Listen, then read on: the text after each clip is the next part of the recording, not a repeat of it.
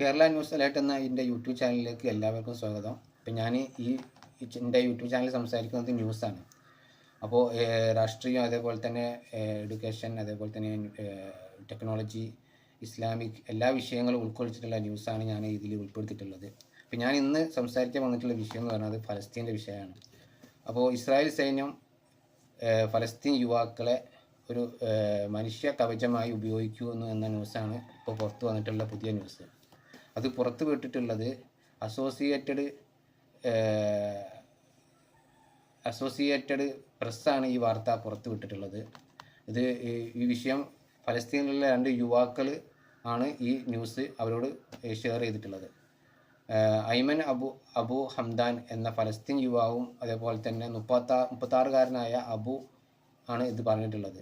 അവർ ഈ ഇസ്രായേൽ സൈന്യങ്ങൾക്ക് പ്രവേശിക്കാൻ പറ്റാത്ത സ്ഥലങ്ങളിലേക്ക്, അതേമാതിരി ബോംബ് ഭീഷണി, അതേപോലെ തന്നെ തോക്ക് ചൂണ്ടിയിട്ടുള്ള ആളുകളുള്ള ഏരിയയിലേക്ക്, ആ സ്ഥലങ്ങളിലേക്ക് ഇവരെ വിട്ടുകൊണ്ട് ആണ് ഇവരെന്തൊക്കെ പ്രവേശിക്കുക. അപ്പം അവർ വിട്ടിട്ട് അവിടുത്തെ സാഹചര്യം എന്താണ് ഏതാണ് എന്നിങ്ങനെ അവർ വന്ന് പറഞ്ഞതിന് ശേഷം മാത്രമേ ഇസ്രായേൽ സൈന്യം അവിടേക്ക് പ്രവേശിക്കുകയുള്ളൂ. ഇനി എന്തെങ്കിലും സംഭവിക്കുകയാണെങ്കിൽ ഇവർക്ക് സംഭവിച്ചോട്ടെ. അപ്പോൾ ആ രീതിയിൽ ഇപ്പോൾ ഒരുപാട് ഇസ്രായേൽ പട്ടാളക്കാർ പല രീതിയിലും മരണപ്പെട്ടിട്ടുണ്ട്. അപ്പോൾ ഇനിയിപ്പോൾ ഈ ആളുകൾ തന്നെ വെച്ചിട്ട്, ഫലസ്തീൻ യുവാക്കളായിട്ടുള്ള ആളുകൾ തന്നെ വെച്ചിട്ട് അവരെന്താക്കാണ് ഒരു കവചമായിട്ട് ഉപയോഗിക്കുക. അത് അപ്പോൾ അവരോട് ചോദിക്കുമ്പോൾ അവർ പറയുന്നത് ഓരോ ഉദ്യോഗസ്ഥർ അവരോട് പറഞ്ഞിട്ടുള്ളത് ഇങ്ങനെയാണെന്നാണ്. അപ്പോൾ അവരുടെ പേര് പുറത്ത് വിടരുതെന്നൊക്കെ പറഞ്ഞിട്ടുള്ള ഭീഷണി ഉണ്ട്, കൊല്ലുമെന്ന് പറയുന്നുണ്ട്. അപ്പോൾ ഒരുപാട് പ്രശ്നങ്ങളിലൂടെയാണ് ഇപ്പോൾ കടന്നു പോയിക്കൊണ്ടിരിക്കുന്നത്. ഇതുവരെ അവർ ബോംബും ഇതുപയോഗിച്ച് അവരെ ഇതാക്കി കൊണ്ടിരിക്കുമ്പോൾ അവരിൽ പിടിക്കപ്പെട്ടിട്ടുള്ള ആളുകളെ ഈ രീതിയിൽ ഉപയോഗിച്ചിട്ട് കൊലപ്പെടുത്തുകയാണ് ചെയ്യുന്നത്. അപ്പോൾ ആ രീതിയിലാണ് ഇപ്പോൾ കാര്യങ്ങൾ പോകുന്നത്.